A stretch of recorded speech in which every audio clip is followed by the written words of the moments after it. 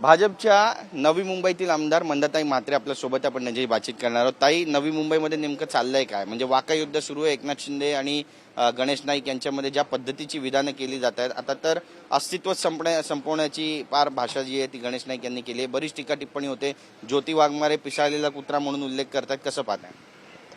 अतिशय या गोष्टी ज्या चालल्यात सध्या तरी ते दुर्दैव आहे की अशा पद्धतीने जी भाष्य वाक्य जी येतात ती निंदनीय आहे असं मला वाटतं। कारण नवी मुंबई सुशिक्षित लोकांची नवी मुंबई कॉस्मोपॉलिटन एरिया आहे आणि तिथे अशा पद्धतीनं जर कोणी एकमेकाला बोलत असतील तर ते योग्य वाटत नाही। बेलापूरमध्ये पण 30 जागा आहे, 35 जागा आहे ज्या ठिकाणी तुम्ही स्वतः काम करत होतात, पण नवी मुंबईचे किंग आम्हीच या आविर्भावामध्ये ज्या पद्धतीनं वागलं जातं हे कितपत योग्य वाटतं तुम्हाला आणि नेमकी तिथली वास्तुस्थिती काय आहे? वस्तुस्थिती अशी आहे की बेलापूर मतदारसंघात 51 जागा आहेत, 51 वॉर्ड आहेत, त्याच्यामध्ये 35 वॉर्ड हे निवडून आलेले आहेत आणि 30 वॉर्ड हे ऐरोळीत निवडून आलेले आहेत आणि भारतीय जनता पार्टीचं वर्चस्व नवी मुंबईत आहे आणि राहणार आहे।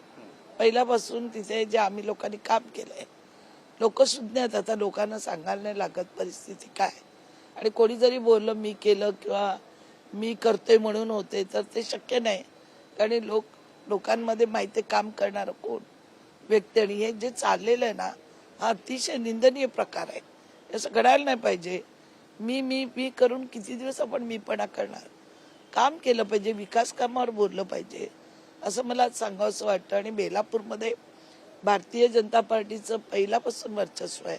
14 मध्ये जेव्हा मी पहिल्यांदा निवडून आली, 19ला आले आणि आता मी 24ला आले, त्याच्यामुळे बेलापूरमध्ये कोणी जरी बोललं, कोणाच्या खांद्यावर जरी बंदूक ठेवली तरी ती गोळी त्यांनाच लागणार आणि आम्ही जे काम करतोय आमचं वर्चस्व आहे ते राहणार आहे। नक्कीच ताई, पण एकीकडे तुम्ही काम करतायत, गणेश नाईक म्हणताय की आम्ही सुद्धा काम करतोय आणि संधी मिळाली तर आम्ही टांगा पलटीच नाही तर घोडे फरार करून टाकू, अशा पद्धतीनं बॅनरबाजी सुद्धा त्या ठिकाणी एकनाथ शिंदे यांच्या विरोधामध्ये त्या ठिकाणी करण्यात आली, टोला लगावण्यात आला त्यांना।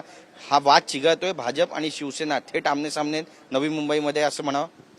नाही, थेट आमने सामने जरी असलं तरी प्रत्येकाने आपली पायरी जर ओळखलं आणि आपली काय म्हणतात आपली कॅपॅसिटी ओळखली की आपण काय करतो, काय बोलतो, तर मला नाही वाटत अशा पद्धतीने रस्त्यावरच टांगापलटीनं घोडे फरार वगैरे जे वाक्य अतिशय चांगलं वाटत नाही ऐकायला। नक्कीच ताई, नवी मुंबईमध्ये महायुती धर्माला काळीमा नेमकं कोण फासतंय, तुम्हाला काय वाटतं?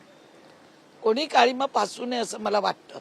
ज्यांनी त्यांनी आपल्या आपल्या अवकातीत राहावं आणि मतदारसंघामध्ये येणारा विकास कामाबद्दल कोणी बोलत नाही, विकास कामाबद्दल बोलावं। एक गायिका आहे अंजली भारती, बिहारच्या गायिका आहेत, भोजपुरी गायिका आहेत, आणि त्यांनी महाराष्ट्राचे मुख्यमंत्री देवेंद्र फडणवीस यांच्या पत्नीबद्दल आक्षेपार्ह विधान केलंय, याबद्दल तुम्ही काय म्हणाल? कशा पद्धतीनं आता कारवाई व्हायला पाहिजे? कारण चित्रताई वाघ म्हणतात तर अशा पद्धतीनं जीभ घसरत असेल, भाषेचा वापर होत असेल तर मग गुन्हा दाखल व्हायला पाहिजे। निश्चित स्वरूपामध्ये गेल्या वेळी दुर्दैव आहे की आमच्या इथे माजी नगरसेवक अशोक गावडे हे अमृताताईंच्या बद्दल बोलले होते, त्यावेळी मी त्यांना ताबडतोब माफी मागायला लावली होती आणि ती त्यांनी माफी मागितली होती। पण आता काय झालं, या निवडणुकीमध्ये त्या अशोक गावडेच्या मुलीलाच तिकीट मिळाले। ज्यांनी इतक्या घाणेरड्या पद्धतीने अमृताताईंबद्दल बोलले त्यांच्यावर निश्चितच कारवाई व्हायला पाहिजे।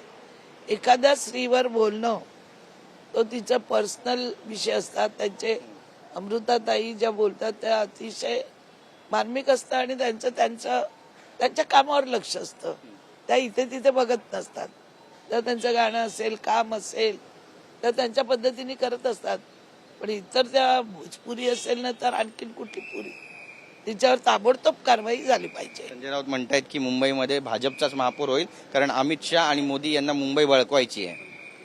अहो, मुंबई कोण भडकवणार आहे? मुंबई मुंबईच आहे। मी मुंबईची मुलगी आहे, कदाचित तुम्हाला माहिती नसेल, माझा जन्म मुंबईत आहे। आगरी कोळ्यांची मुंबई आहे आणि कोणी आगरी कोळ्यांची मुंबई उचलून घेऊन जाऊ शकत नाही। उगाचच काहीतरी रोज प्रकाश होतात राहायचं, आज मुंबई जाईल, आज महापौर होईल। मुंबईचा महापौर हा मुंबईचा भारतीय जनता पार्टीचाच असेल। नक्की धन्यवाद ते आमच्याशी बातचीत केल्याबद्दल. कॅमेरा पर्सन योगेश गुरवसह गिरीश गायकवाड, TV9 मराठी, मुंबई.